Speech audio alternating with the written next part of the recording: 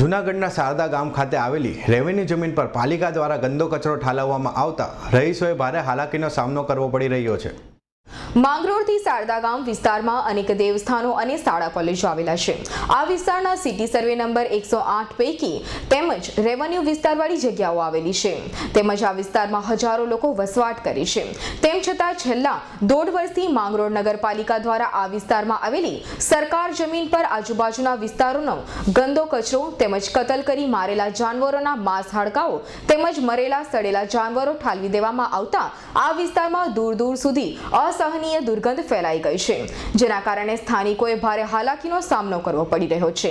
कचरो बीचे ठालवा माटे स्थानिको द्वारा घणीवार पालिकाने रजूआतो करवामां आवी छे, तेम छतां पण पालिका द्वारा कोई नक्कर पगलाओ आज दिन सुधी लेवामां आव्या नथी। पालिका द्वारा ठलवाता आ गंदा कचराओना ढेरना कारणे आजूबाजूना घणा खेडूतोनी किंमती जमीनने घणुं ज नुकसान पहोंच्युं छे, जेना कारणे खेडूतोनी रोजीरोटी छीनवाई रही छे अने पालिका द्वारा ठालववामां आवता गंदा कचराना कारणे कोई जमीन खरीदवा पण तैयार नथी।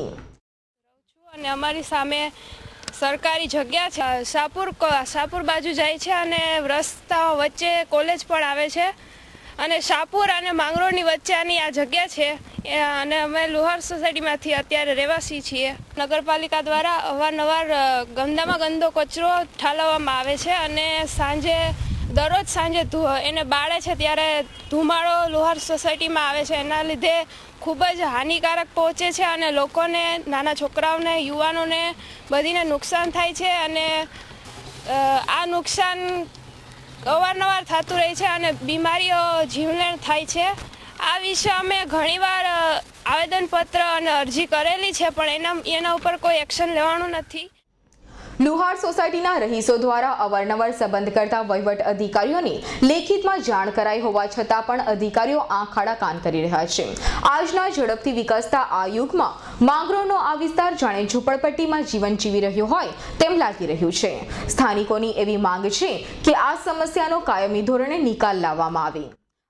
અચ્છા, શું પ્રશ્ન છે આપનો? આપણે જે આ રોડ પર જે બધી ગંદકી નાખે છે અને અત્યારે જે અમારા પ્લોટો છે, જમીનો છે, એ રોડ પર જેટલી રહેણાંક ખાતે હતા, જેમ પ્લોટ સાર્વજનિક જે પ્લોટો પાડે તેના અંદર કોઈ મકાનની જગ્યા લેવા બી તૈયાર થતું નથી આ ગંદકીના કારણે। અચ્છા, તો હવે આપની શું સમસ્યાનો નિકાલ માટે આપે શું કરવા માંગો છો? આ બસ એની અરજી અમે કેટલાક ફેરી કરેલી છે અને એના કારણે કોઈ અમારા ઉપર ધ્યાન દેવા તૈયાર છે નહીં। અચ્છા, રોડ પર જે મરી ગયેલા ઢોર છે, જે અમુક મુર્ગા છે, જેથી અમુક જે ગંદકીવાળી જે વસ્તુ છે બધી જેથી નાખે એના કારણે મચ્છર, માખીઓ, જેથી બીમારી મોટી મોટી જે ભાઈ થાય છે એના કારણથી। અને જે આ રોડ પર જે ટ્રેક્ટર જે લઈને નીકળે છે તે ઢાંકીને બી નીકળતા નથી। જે રીતના સ્પીડમાં ટ્રેક્ટર નીકળે તો પછવાડે ઉડાડતા બી એટલો કચરો આવે છે કે જેના કપડાં લતો જે શ્વાસના અંદર તકલીફ થાય, આખા ગામના અંદર એવી રીતના ફેલાવતું બધી નીકળે છે। આ સમસ્યાના કાયમી નિકાલ માટે માંગરોળની સામાજિક સેવાકીય સંસ્થાના નેજા હેઠળ મામલતદાર અને સેવા સદન તેમજ વિવિધ વહીવટી અધિકારીઓને લેખિતમાં રજૂઆત કરવામાં આવી છે। જો આ સમસ્યાનો નિકાલ કરવામાં નહીં આવે તો ખેડૂતો અને સ્થાનિકો દ્વારા ઉગ્ર આંદોલન કરી કાનૂની લડત ચલાવવાની ચીમકી સ્થાનિકો આપી રહ્યા છે।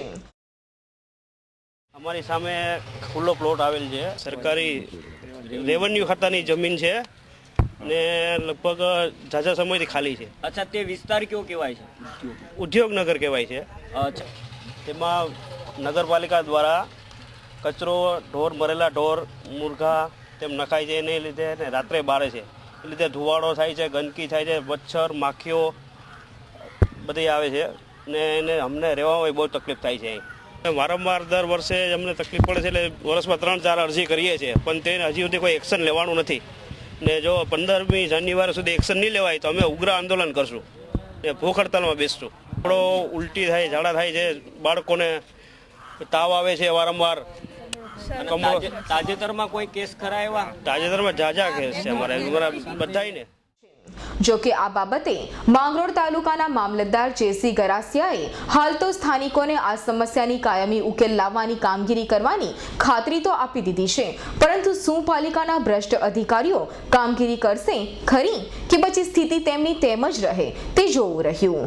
Bureau report Dinesh ગામવા, S9 news, Mangrol.